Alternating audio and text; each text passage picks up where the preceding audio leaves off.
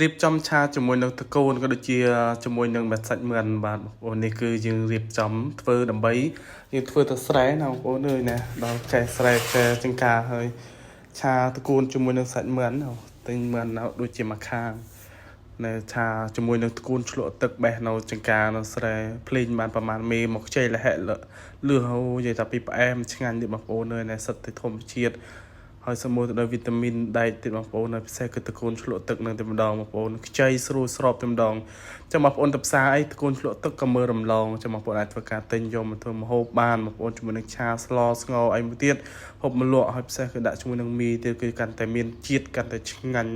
និយាយទៅតកូនឆ្លក់ទឹកគឺឆ្ងាញ់តែម្ដងបងប្អូនវាឆ្ងាញ់ជាងតកូនដែលយើងដាំដីគោកធម្មតាបងប្អូនអញ្ចឹងជីវជាតិក៏ជាសម្បូរដោយជាតិដែកខ្លាំងផងដែរបងប្អូនបាទឥឡូវនេះគឺយើងធ្វើការកាត់ភ្លើងជាមួយនឹងខ្ជុំផងដែរនិយាយទៅគឺយើងបាទដាក់ជាមួយធម្មជាតិតែម្ដងបងប្អូនឥឡូវធ្វើការមុននឹងធ្វើការឆាជាមួយនឹងសាច់មាន់ធ្វើការលាងសម្អាតវា3 4 5ទឹកបាទជាមួយនឹងបាត់ទឹកភ្លេងរបស់យើងផងដែរបាទនិយាយទៅតកូនណាបងប្អូននឹងធ្វើការចាត់ក៏ដូចជាដាក់ដំវាតិចគឺខ្ចីលហក់តែម្ដងបងប្អូនហើយណាបញ្ចូលស្លេងហើយលេបទឹកមាត់តែម្ដងបងប្អូនមកដាក់ជាមួយនឹងមីទៀតឆាជាមួយមីពងទាអូបានមកចាប់តែម្ដងបងប្អូនអើយបាទតោះឥឡូវនេះក៏យើងធ្វើការជួយនឹងដាក់ខ្លាញ់ដាក់គ្រឿងក្រិចដើម្បីធ្វើការដាក់ជាមួយនឹងសាច់មឿនផងដែរឥឡូវចំពោះការបុកគ្រឿងខ្ទេចគ្រឿងក្រឹមខ្ទេចម្រេចខ្ទឹមស្អីផ្សេងនោះក៏ធ្វើការបុកលឿយរួចអស់ហើយតើមកទៀតក៏យើងធ្វើការដាក់ខ្លាញ់ដាក់ជាមួយនឹងគ្រឿងក្រិចដាក់ឲ្យវាជាមួយនឹងខ្លោចក្លិនក្អូបប្រហើសិនជាមួយនឹងខ្ទឹមតែនេះមានដាក់ខ្ទឹមទៅលឿយចូលគ្នាតែម្ដងហើយមិចគ្នាតែម្ដង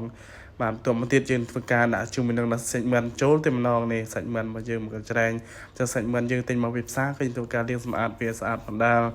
ហើយចំពោះការស្កាប់សាច់មឿនបងប្អូនទៅតាមចំណងចំណូលបងប្អូននៅខ្លះកាប់ធំទូចអានេះរៀងធំនេះអីសារខ្ញុំបន្តិចកាមេរ៉ាទៅឃើញតែធំការពិតមកល្មមមាត់ទូចទេហើយមកទៀតគឺយើងដាក់រ៉ូឌីរួយរ៉ូឌីពីលើទៀតទៅ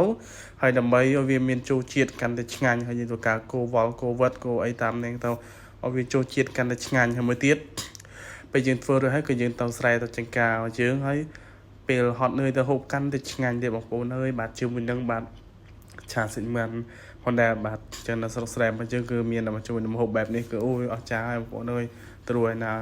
ឆ្ងាយទៀតបងប្អូនណានេះឥឡូវក៏ធ្វើម្ហូបឲ្យវាមកក្តាមស្ទុះសិនមកថតឆ្កែសិនណាសាច់ឆ្កែវាមុំអូឆ្កែត្លុកត្លុនណាផាវទៀតអូបងប្អូនណាឆ្កែបើយើងចាំវាល្អទៅបងប្អូនល្អទៅវាចាំផ្ទះចាំមិនតែក៏មកវាស៊ីមិនស៊ីទីអត់បានណាបងប្អូនអញ្ចឹងតែតាមភេទឆ្កែបងប្អូនឆ្កែខ្លះល្អអញ្ចឹងណាបងប្អូនតែមិនអីទេនៅស្រុកស្រែយើងគឺមានតែបាទជាមួយនឹងធម្មជាតិរបស់យើងបាទដល់ងាកមកត្រឡប់មកវិញទៀតឡើយយើងធ្វើការដិតខ្ជូងបាទឲ្យវាកាន់តែក្តៅខ្លាំងឆាប់ឆ្អិននិយាយទៅស្រែចង្ការថ្ងៃនេះគឺចាំតែសឡសិនទេបាទតែសឡឆ្អិនលើតំណឡូវក៏ដល់វាដាក់ជាមួយនឹងតកូនមកយើងចឹងតកូនយើងយកច្រើនទៅដោយសារយើងចង់បានបន្លែច្រើនចឹងយើងហូបជាមួយនឹងបន្លែដែលសម្បូរទៅដោយវីតាមីនបាទផងដែរហើយមួយទៀតគឺសម្បូរដោយជាតិដែកផងដែរបងប្អូនបាទចឹងបងប្អូននៅស្រុកស្រែខែនេះផងដែរដកទៅថុកទៅធេងក៏ដូចជាទល់អីផងទៅបងប្អូនហើយរំដេងអី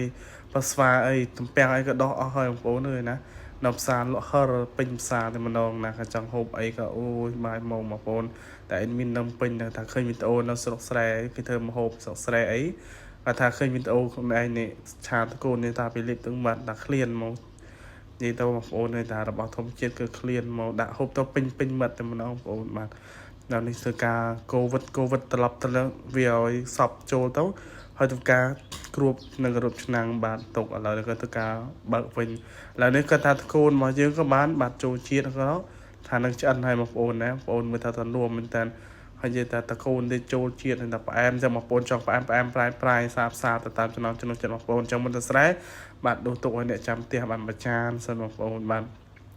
តំទៀតជើងក៏ធ្វើការបាទរៀបចំទៅបាទស្រែទៅម្ដងទៅបាទឥឡូវនេះគឺការដួសដាក់ជាមួយនឹងបាទចានដែកឆ្នាំងបាទចឹងវីដេអូដល់ទីបញ្ចប់អរគុណជម្រាបលា